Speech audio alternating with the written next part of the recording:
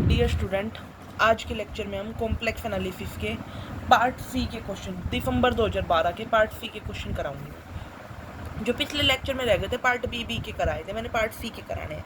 देखो, which of the following function f are entire function, इनमें से कौन सा function which of the following function f are entire function and have simple zero at z equal to iota k for all k belongs to z. तो हमारे पास F of Z हमारे पास दे रखा है ए एन जेड की power n, a n -1 ये दे रखा है, मतलब एक पोलिनोमियल टाइप है। F of z is equal to a fine 2 pi iota z, और f of z is equal to b cos of 2 pi iota z -1/4। F of z is equal to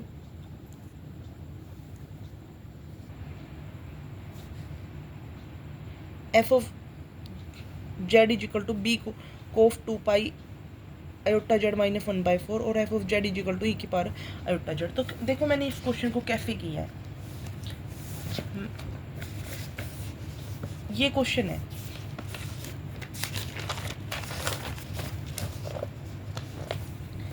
तो हमें क्या दे रखा है कि function जो है वह एंटायर फंक्शन है और सिंपल जीरो है at z equal to iota k पे। तो एक पोलिनोमियल ऑफ डिग्री एन है at most zero n zero, तो पोलिनोमियल तो होगा, ठीक है। फिर कह रहा है कि f of z is equal to कोई भी एंटायर फंक्शन है सिंपल जीरो रखता है तो पोलिनोमियल तो होगा, तो इसका मतलब ये पोलिनोमियल होगा एन डिग्री की, ये बात ठीक है। F of z is equal to a fine 2 pi iota, a fine 2 pi iota z को हमने क्या लिख दिया, ए फाइन 2 पाई आयोटा, और जेड की वैल्यू दे रखी है आयोटा के डाल दिया हम, हमारे पास आ गया ए फाइन 2 पाई -1 के, ए फाइन 2 पाई के आ गया, ठीक है। तो अगर इसका डेरिवेटिव करेंगे तो वो नॉन जीरो ही आएगा, और नॉन जीरो आएगा तो इसका मतलब आयोटा के जो होगा वो सिंपल पोल होगा। डेरिवेटिव नॉन जीरो आ गया तो सिंपल पोल हो गया। अगला है कि b is equal to cos 2 pi iota z -1/4, तो इसका अगर आयोटा जेड की वैल्यू आयोटा के डाल दी तो आयोटा स्क्वायर के -1/4, तो -k1/4, तो -k1/4 करेंगे तो बी कोफ π/2 आ, बी कोफ यहाँ पे जब हम फोल करेंगे तो यहाँ पे करेंगे बी कोफ 2 पाई -k -1/4, अगर हम तो यहाँ पे आ गया बी कोफ π/2 इज इक्वल टू 0। तो अगर ये 0 है, के को अगर हमने यहाँ पे 0 डाला तो यहाँ पे कोफ ऑफ माइनस थीटा कोफ थीटा हो जाएगा, तो 2π/4 यानी कि π/2 आ गई, यानी कि ये चीज़ 0 आ गई। बी कोफ π/2 इज इक्वल टू 0, कोफ π/2 की वैल्यू कितनी है 0, तो यानी कि ये चीज़ 0 आ गई। बट इसका डेरिवेटिव करके देखेंगे तो ये नॉन जीरो आ गया, तो ये सिंपल पोल हो गया। और ई की पावर आयोटा जेड है, तो ई की पावर आयोटा जेड जो है वो नॉन जीरो, तो नॉन जीरो है तो सेकंड और थर्ड ऑप्शन ही करेक्ट होगा। यहाँ पे देखेंगे तो सेकंड और थर्ड ऑप्शन ही करेक्ट होगा। सिंपल पोल पूछिए ना, इसने पूछी नहीं पोलिनोमियल के बारे में, तो ये तो पूछ रहा है कि कौन सा फंक्शन एंटायर है और सिंपल पोल रखेगा। भाई सिंपल पोल सेकंड और थर्ड ही रख रहा है, सेकंड के पास थर्ड और थर्ड के पास सिंपल पोल है, ये तो नहीं है, फर्स्ट ऑप्शन तो नहीं है। सेकंड जो है, फर्स्ट जो ऑप्शन है वो सिंपल पोल नहीं रख रहा, फिर अब सेकंड रख रहा है और थर्ड रख रहा है, दो ही फंक्शन ऐसे सिंपल पोल, और ये कभी जीरो होगा नहीं है, तो ये भी सिंपल पोल नहीं रखेगा।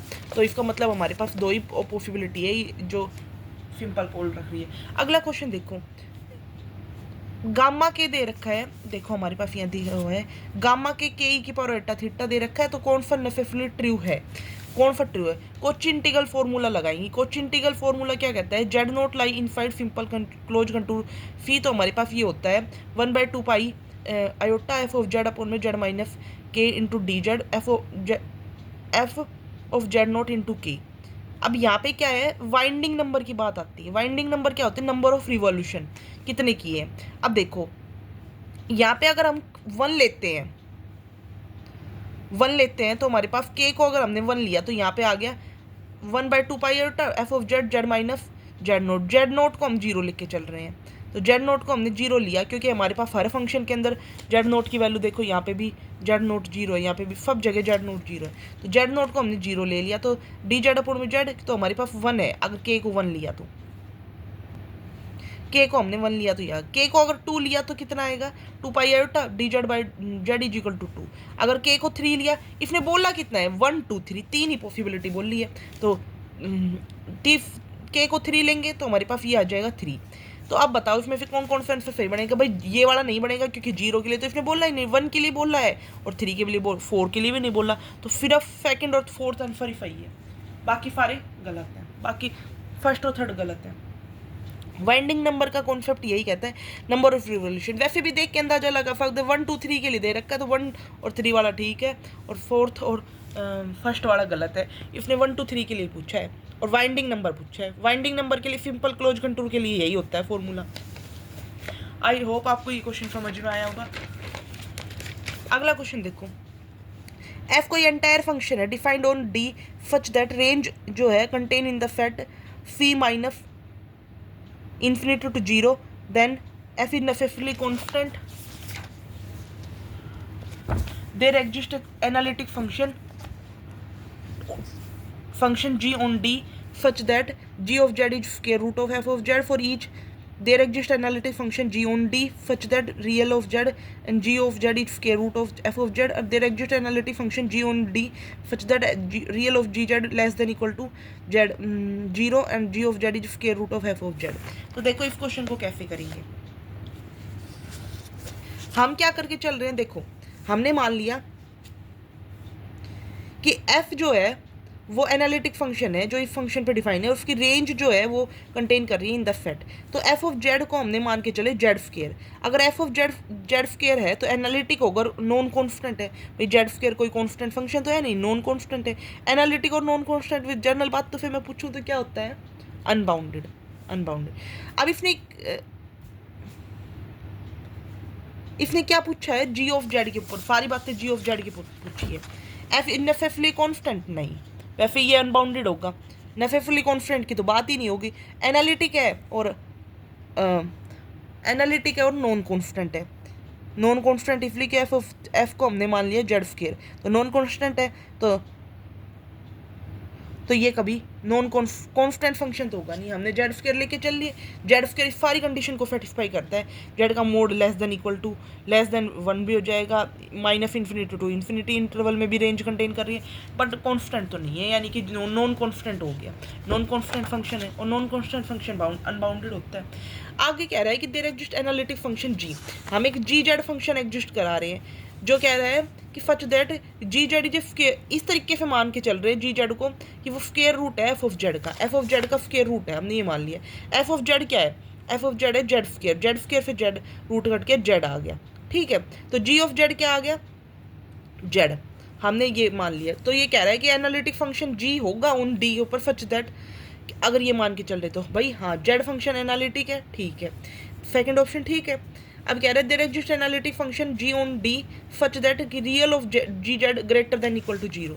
तो भाई हाँ ये भी बात ठीक है कि एनालिटिक फंक्शन एग्जिस्ट कर रहा है सच दैट रियल वो जो एक्स है वो ग्रेटर देन इक्वल टू 0 भी है, ठीक है। देयर एग्जिस्ट एनालिटिक फंक्शन और g on d such that कि real of g z less than equal to 0। हाँ भाई अगर उसको नेगेटिव लेके चलेंगे तो नेगेटिव भी हो जाएगा। तो ये सारी बातें कंडीशन सेटिस्फाइड हो रही है। देखो जैसे ये ले लिया ना जी ऑफ जेड को हमने जेड एक्स प्लस आयोटा भाई ये प्लस माइनस, अगर इस पर रूट हटाएंगे तो प्लस माइनस आएगा, तो एक बार प्लस का लिया z is equal to x plus iota भाई, और एक बार माइनस का लिया तो एक्स माइनस एक्स आ गया और प्लस एक्स आ गया। दोनों ही बात ठीक है कि भाई real part greater than equal to 0 भी एग्जिस्ट करता है, लेस देन भी एग्जिस्ट करता है, यानी कि थर्ड सेकंड थर्ड फोर्थ तीनों ही ऑप्शन सही है। आई होप आपको समझ में आएगा। देखो यहाँ पे मैंने कितना क्लियर लिखा हुआ है। अगला क्वेश्चन देखो क्या कह रहा है।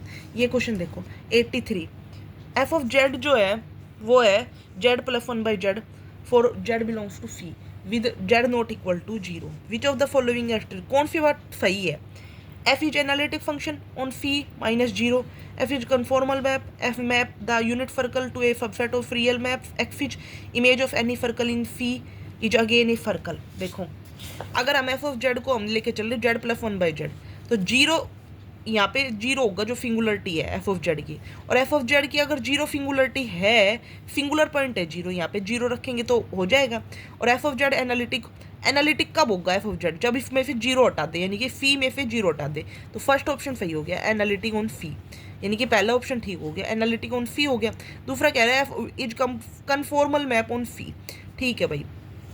कन्फॉर्मल मैप चेकिंग करते हैं, तो एफ डैश निकालेंगे तो 1 माइनस 1 बाई जेड स्क्र, तो एफ डैश जीरो कितना आ गया, Z square minus 1 equal to zero, तो जेड की वैल्यू प्लस माइनस 1 आ गई, यानी कि -1 1 और जीरो हटा देंगे, तो यानी कि f is conformal map on phi में से सिंगलटन जीरो हटा देंगे, तो हमारे पास कन्फॉर्मल मैप नहीं बनेगी भाई, तीनों एलिमेंट्स हटाने पड़ेंगे, -1 1 और जीरो। पहला ऑप्शन सही है, दूसरा ऑप्शन गलत है। F maps the unit circle to a subset of the real axis, और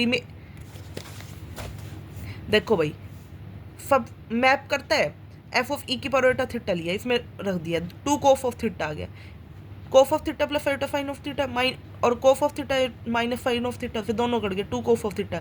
हाँ भाई मैप तो कर रहा है, f map unit circle to a real line पे मैप कर रहा है, f map unit circle to a subset of real axis, और image of any circle is again ही सर्कल, गलत बात, सर्कल नहीं बनेगी इसकी इमेज। तो हमारे पास फर्स्ट और थर्ड ऑप्शन ठीक हो गया, बाकी ऑप्शन गलत हो गए।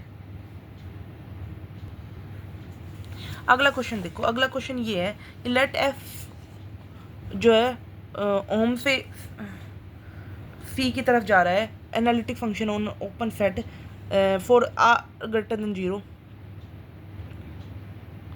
डी आर हमारे पास ये है, लेट डी आर भी डी आर का क्लोजर इट्स क्लोजर है, तो कौन सी बात इसमें 50 होगी, D1 का closure is subset of F of tau, then D R subset of F of tau for some R greater than 1,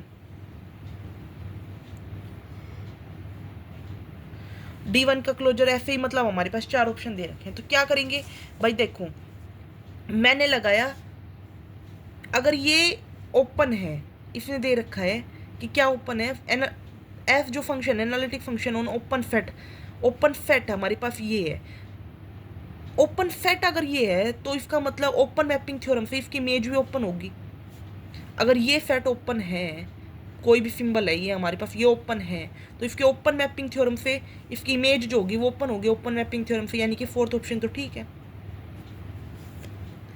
और अगर हम बात करें फर्स्ट ऑप्शन की,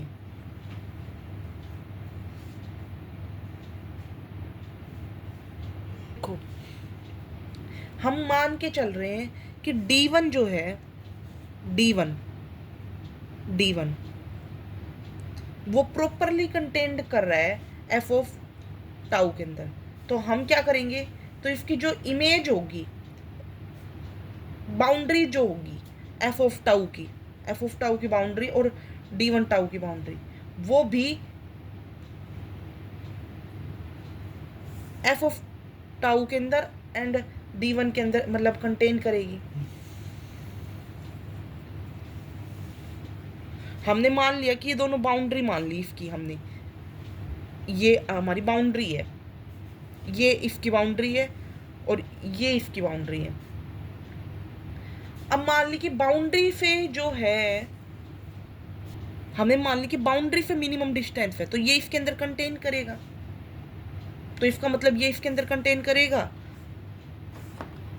तो ये भी कंटेन कर जाएगा, और ऐसे ही अगर ये इसके अंदर कंटेन करेगा तो ये भी कंटेन, बट ये कह रहा है सेकंड ऑप्शन कह रहा है इक्वल नहीं होएगा भाई, कंटेन ही करेगा हमने, क्योंकि मान रहे हैं कि बाउंड्री कंटेन करे, तो ये इसके अंदर भी कंटेन ही कर जाएगा और ये इसके अंदर कंटेन करेगा, क्लोजर भी है, बट इक्वल नहीं हो पाएगा, इसलिए सेकंड ऑप्शन गलत हो गया, फर्स्ट थर्ड और फोर्थ ऑप्शन ही सही है।